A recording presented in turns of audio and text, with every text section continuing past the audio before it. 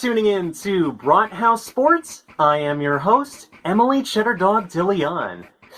We got some news in regards to Nick Chubb. Last week, the Browns running back has agreed to lower his base salary of $11.77 million with the chance to earn it back in the form of incentives. That is according to Ian Rappaport of NFL Network. Chubb suffered a grisly knee injury during last week's Week 2 game against the Pittsburgh Steelers and was forced to miss the remainder of the season. Since then, Chubb had multiple surgeries to repair the torn MCL and damaged ACL. At recent league meetings, there was positive news about his recovery. While it isn't confirmed exactly when Chubb will return to the field, this move will give the Browns some financial security the closer we get to the NFL draft. It is still unclear exactly how much of a cut Nick Chubb will take, but this clearly indicates that he will continue to play for the Browns. For some time, it was rumored that the Cleveland Browns were to kick off their 2024 season in Sao Paulo, Brazil against the Philadelphia Eagles, but that won't be the case. Instead, my local football team, that is the Green Bay Packers, will be packing their bags and taking the trip to South America to face Jalen Hurts and the Eagles. Meanwhile, the NFL season schedules haven't been released yet, and where the Browns will be playing in Week 1 is still up in the air. It is confirmed that they won't be going down to Sao Paulo. The last time the Browns had played abroad was in the dreaded 2017 season where they lost to the Minnesota Vikings in London. Despite this, the Browns will be playing on the road against the Eagles at some point this upcoming season.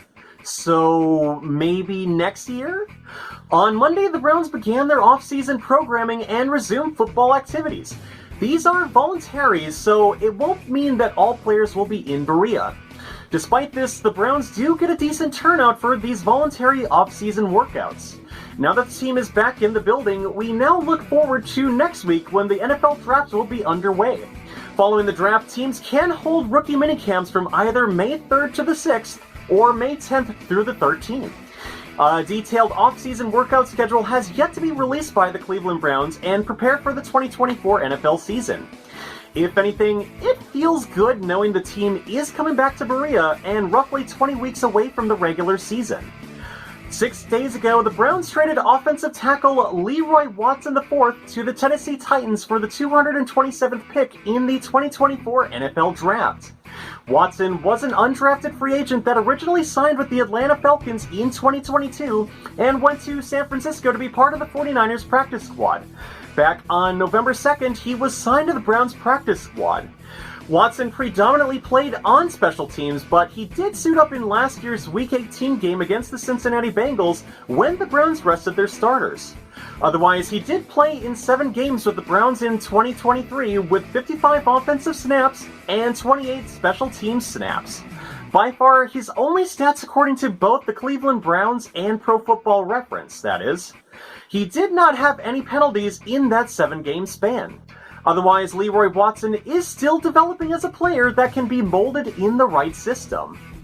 On Tuesday, the Browns re-signed defensive end Sam Kamara after being tendered as an exclusive rights free agent. Kamara has been a constant on the Browns practice squad over the last 2 seasons and found himself on the active roster in 3 games. Kamara started out as an undrafted free agent with the Chicago Bears in 2021, where he played in 8 games and gained a combined 10 tackles before being released on September 9th, 2022. He signed with the Browns practice squad about a month later and... I gotta shut that tab off. He signed with the Browns practice squad about a month later and played in a Week 18 game against the Steelers. Last year, Sam Kamara played in 2 games, including a Week 18 game against the Bengals, where he made a combined 7 tackles.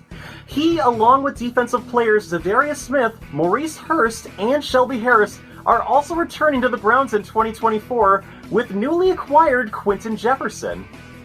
It is now official. The Browns have gone back to white face masks full-time.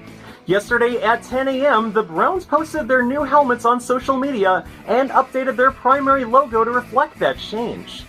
We are excited to honor our storied history through the return of the white face mask, says Browns VP J.W. Johnson in a press release. The new helmets move away from the brown face masks that were used since 2015 and also shift back to a glossy orange shell. The helmet stripes stay the same otherwise. Johnson also acknowledges how this look harkens back to the history of the Cardiac Kids and the optimism that came when the team returned to Cleveland in 1999. These new helmets are based on the original design the Browns originally introduced in 1970 and have been used until 2005.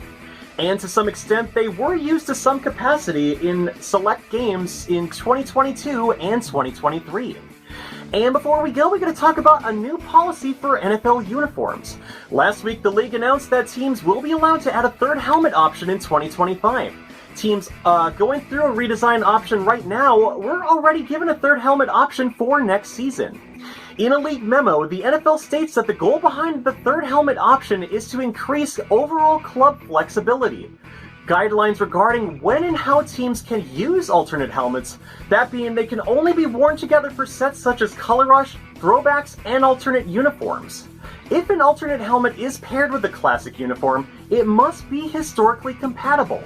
Also, alternate color helmets must be worn in practice for at least the week leading up to the game they would be used. It's guaranteed that teams will begin the process of developing a third helmet. Right now, nearly 2/3 of the NFL wore an alternate helmet in last season, and it will be interesting to see what teams do. I'm looking at you, Green Bay, because you're too conservative with your looks. Try to do something that would be kind of impressive that even would get my attention. Clubs that want to have a third helmet must do so by May 1st, 2025. And thank you again for tuning in to Brathouse Sports. Once again, I'm your host, Emily Cheddardog DeLeon. Please like and subscribe and turn on the notification bell, as I greatly appreciate it. It's also how you can find more of my videos and help me get through the algorithms as well. Once again, I'm your host, Emily Cheddardog DeLeon, and I will see you next time.